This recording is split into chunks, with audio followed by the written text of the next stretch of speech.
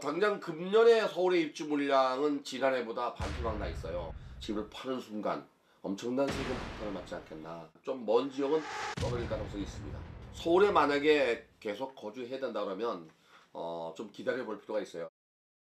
네, 올해 주택부동산 시장에서 6월은 시장의 분수령이 될 것으로 일찌감치 예견이 됐습니다. 시장에 큰 영향을 미칠 각종 제도와 규제 정책들이 시행되기 때문인데요. 주목할 제도들은 무엇인지, 또 하반기 부동산 시장에는 어떤 영향을 미칠지에 대해서 짚어보겠습니다. 대한부동산학회 이사장이시죠. 권대중 명지대 부동산학과 교수님 모시고 말씀 나눠보겠습니다. 교수님 안녕하세요. 안녕하세요. 네, 6월 부동산 시장 네. 많은 주목이 되고 있습니다. 네. 특히나 새로 시행되는 제도들이 많은데요. 네. 좀 어떤 그 제도들이 좀 골자로 나와 있고 또 정책 의도는 어떤 것들이 있는지 좀 짚어볼까? 우선은 그 6월 1일부터 네. 임대차 3법 중에서 전월세 신고제가 시행됩니다. 네. 이미 그 전월세 상한제와 계약갱신 요구권제는 시행되고 있습니다. 두 번째는 이제 취득세, 보유세, 양도세 그리고 종합부동산세까지 전면 다 중과세됩니다. 네. 특히 이제 취득세 같은 경우는 다주택자가 취득하는 경우에 최고 세율 12%까지 내게 되고요. 네. 그다음에 이제 단기 차익을 누리고 파는 그 양도세도 1가구 1주택자, 2주택자 이 그 기간이 1년 이내에 파는 경우는 네. 최고 세율 70%까지 물립니다. 보유세도 이제 그동안 그 공시지가나 공시가격이 많이 올랐죠. 공시지가는 현실화율이 68.4%입니다, 금년. 네. 그리고 공시지가 중에도 공동주택 공시지가 현실화율은 70.1%나 됩니다. 엄청 많이 올랐습니다. 네. 이 보유세도 지금 많이 오르고 있고요. 그다음에 이제 양도세도 지금 1가구 1주택, 2주택자가 규제 지역에서 가산세가 10%더 올라갑니다. 네. 그래서 3주택 같은 경우는 무려 75%인데 여기에 그 지방세까지 합치면은 82.5%로 올라갑니다.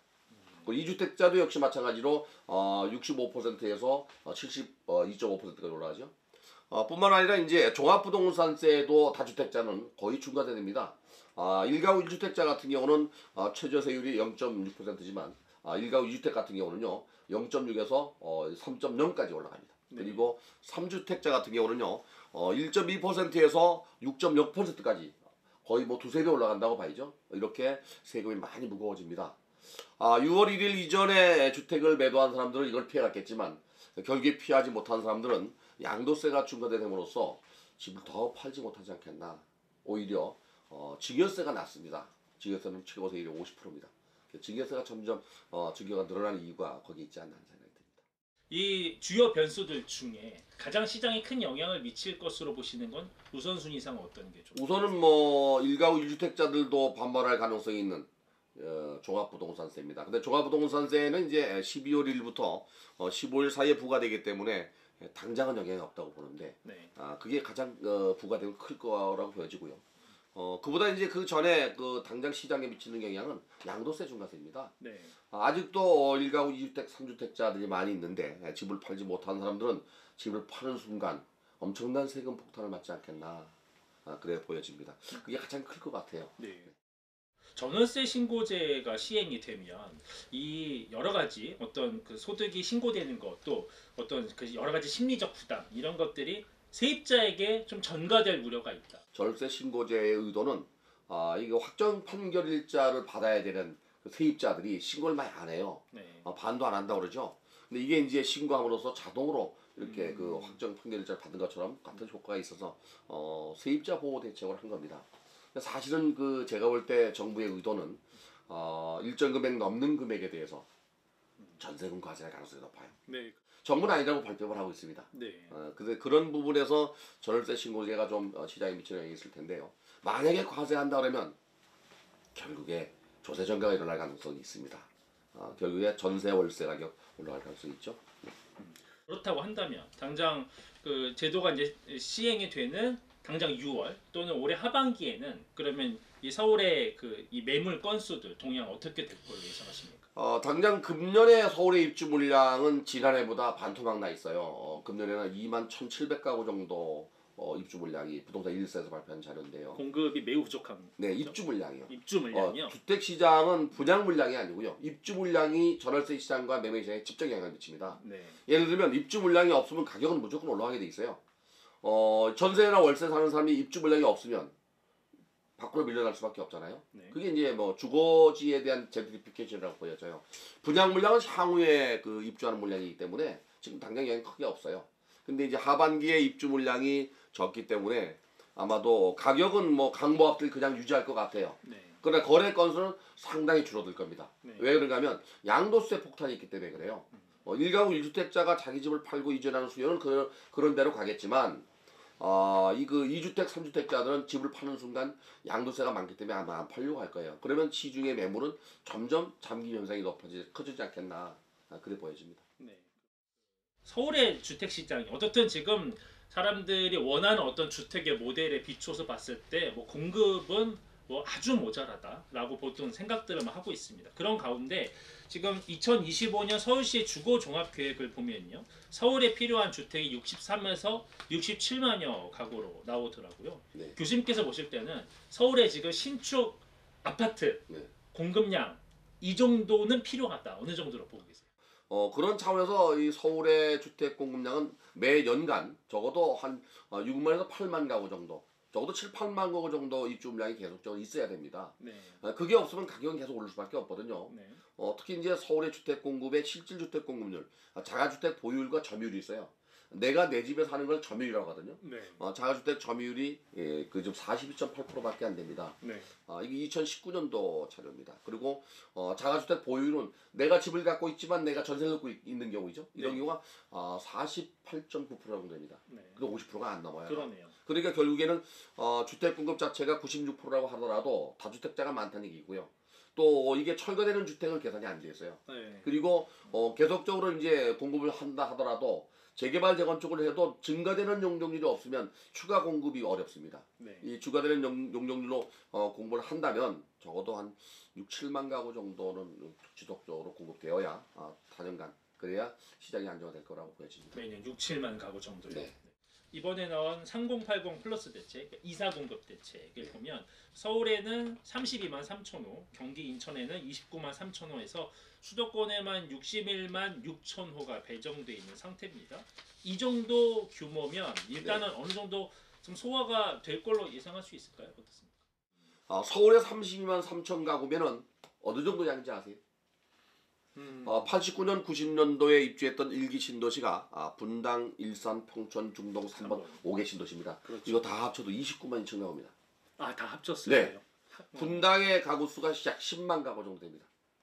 1기 신도시장보다 많은 32만 3천 호가 서울에 공급된다면 그럼 분당 3배죠. 분당 한 3개 네. 정도. 그래서 이번 그 이사 대책에서 발표한 서울의 주택 공급량이나 경기도 양은 뭐 충분하진 않지만 이제 미래 인구가 감소하고 가구가 감소한다는 전자하에서는 뭐 상당한 양이라고 보여져요. 네. 근데 계획은 좋은데 실천이 중요합니다. 그런 가운데 그래도 희망을 갖는 것이 3기 신도시인 거고 네. 그 사전 청약이 당장 7월부터 네. 시작이 되죠. 지금 그 규모는 좀 어떻고 하반기 시장에 줄 영향도 좀 정리해야 될 것 같은데요. 정부가 이제 사전 청약을 금년도 3,200가구를 합니다. 7월부터 12월까지 합니다. 3,200가구 중에서 14,000가구는 신혼부부 희망주택입니다. 그래서 우선 3,200가구를 공급하게 되면 부장을 받는 무주택자들은 물론 무주택자한테 부장할 테니까 네. 심지어 안정감이 있지 않겠나. 네. 그러면은 당장 마음이 급해서 뭐 대출을 받고 내 집 마련에 나서진 않을 거라고 보여져요. 네. 이런 것들이 아마 시장에 미치는 영향은 그래도 서민들에게 작은 희망을 주기 때문에 좀 좋을 거라고 보여집니다, 저는. 네. 제가 볼 때는요. 분양 가격도 되게 중요한 변수가 될 수 있다라는 네. 생각을 했어요. 왜냐면 지금 전반적으로 지금 아파트 시장의 시세들이 많이 올라 있는 상황인 게 맞고 그랬을 때 아무리 3기 신도시 물량이 뭐 주변 시세의 뭐 80% 뭐 수준 정도로 좀 조정을 한다 하더라도 이미 벌써 시세가 서울뿐만 아니라 주변 그 수도권이 전부 다 올라 있어서 적정한 수준을 맞출 수 있을까에 대한 의문이 많이 나오고 있습니다. 네. 이번에 그 3기 신도시는 분양 가격이 9억은 안 넘을 거라고 봐요, 저는. 네. 그 이유가 지금 검단 신도시가 2기 신도시거든요. 그렇죠. 네, 검단 바로 앞에가 인천 계양지구입니다. 그렇죠. 근데 검단 신도시의 분양 가격이 3.3제곱미터당 1,200, 1,300 정도에 분양하고 있습니다. 네. 그러다 보니까 그거보다는 그렇게 높지는 않을 거라고 봐요. 저는 비슷할 거라고 보여집니다. 네. 고양 창릉지구 같은 경우는요. 네. 고양 시내에서 가장 비싸다고 하는 지역이 바로 이제 덕은지구입니다. 어. 덕은지구는 3.3제곱미터당 제일 높은 거는 한 2,600까지. 덕은지구면 서울에서 바로 붙어 있는. 상암동 붙어 있죠. 그렇죠. 한강변에 있습니다 또. 네. 네. 근데 이 창릉지구는 저 안쪽에 있기 때문에 그거보다 훨씬 낮을 거라고 봐요. 네. 아무리 비싸도 아마 3.3제곱미터당 2,000원 넘지 않을 거라고 보여지고요. 네. 85제곱미터 같으면 9억이 안 넘을 수도 있어요. 네. 그리고 나머지 부분 뭐 왕숙 1, 2지구나 또는 뭐 그 저기 하남 교산지구 같은 경우는 뭐 그보다 낮을 거라고 보기 때문에 네.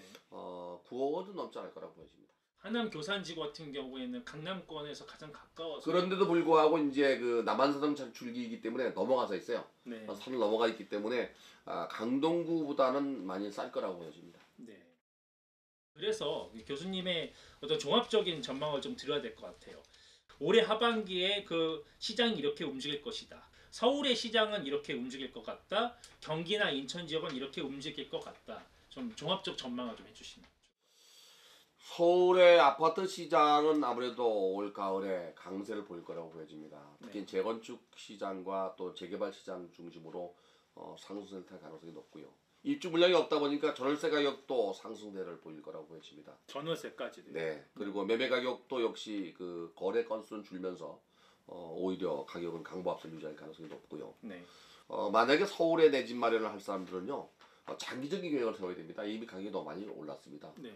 정부가 30년 3천원을 공급하겠다고 했으니까 어디 어떻게 할지 모르겠습니다만은 역세권 개발이나 공공재개발 재건축 분양 물량을 기다리는 게 좋을 것 같습니다. 네. 특히 이제 경기도 같은 경우는요 좀 다릅니다. 경기도는 인천이 삼각보다 가격이 낮은 지역입니다. 공급도 많고 인천 지역 같은 경우는 계속 상승세를 타고 있습니다.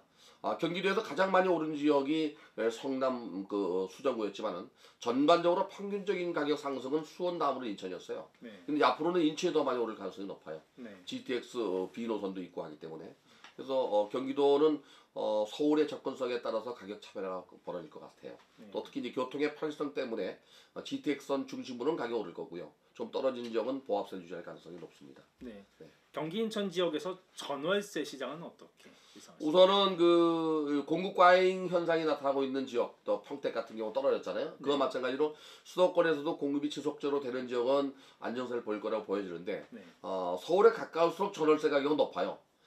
경기도라도 서울에 가까운 지역, 통근이 출퇴근이 가능한 지역은 전월세 가격도 가을에 강보합세를 유지하겠지만 좀 먼 지역은 떨어질 가능성이 있습니다. 네. 특히 이제 지금 GTX 노선이 생긴 지역은 또 지역에 그 우선 분양이 있거든요. 그런 중심으로는 가격이 강세를 보일 가능성이 있어요.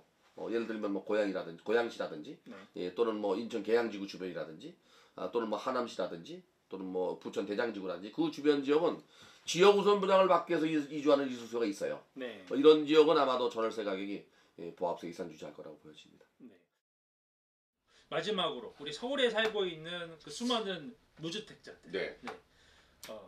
서울에서 전월세를 어떻든 구해서 버텨야 합니까? 아니면 조금 통근거리가 멀어지거나 아니면 주거 형태가 조금 나아지는 거를 노려서 서울 주변 지역으로라도 좀 나가야 하는 어떤 이런 지혜도 좀 발휘하는 게 필요합니다. 만약에 출퇴근이 가능하다라면은 저는 굳이 서울에서 거주할 필요는 없다고 생각이 돼요. 네. 그리고 만약에 출퇴근이 가능한 거리에 이사를 가려면 지역 우선 분양을 받을 수 있는 지역으로 가는 게 가장 좋고요. 네. 서울에 만약에 계속 거주해야 된다 그러면 좀 기다려 볼 필요가 있어요. 정부가 지금 용적률을 올려서 주택 공급을 늘리려고 하고 있고 그러면 이들에게도 정말 그 평생 소원인 주거 안정을 꾀할 수 있는 내 집 마련을 해줄 수 있지 않겠나. 그래서 당장 출퇴근이 문제인 분들은 뭐 어쩔 수 없지만 조금 여유가 있는 분들은 고양이라든지 또는 뭐 인천 계양이라든지 또는 뭐 삼기시도에 있는 그 하남 교산이라든지 이쪽으로 가서 전월세를 살면 분양받을 기회가 생깁니다. 네. 알겠습니다. 오늘 말씀 여기까지 듣겠습니다. 권대중 명지대 부동산학과 교수님과 말씀 나눴습니다. 감사합니다. 고맙습니다.